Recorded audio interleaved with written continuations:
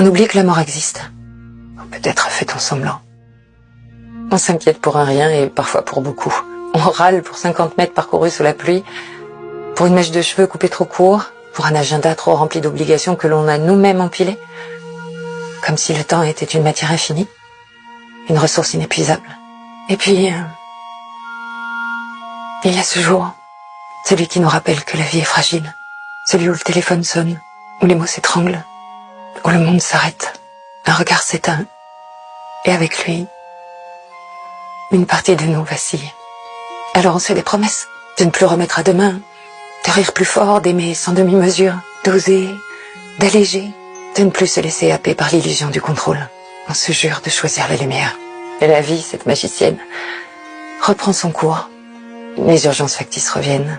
Les 50 mètres redeviennent une contrainte, la mèche trop courte redevient un drame, et l'agenda se remplit à nouveau insidieusement.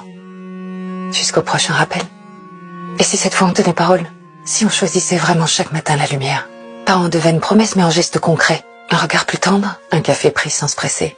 Un je t'aime dit sans raison. Une main serrée avec intention. Parce qu'il n'y a pas de plus grand oubli que celui de la vie elle-même.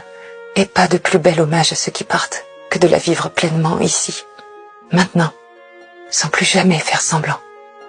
J'ai une pensée infiniment douce et emplie d'amour. Pour toutes ces mamans et tous ces papas qui ont dû laisser leurs enfants trop tôt. Trop vite. Et pour tous ces enfants qui ont dû grandir d'un seul coup, portant en leur cœur l'écho d'un amour devenu absence, mais jamais silence.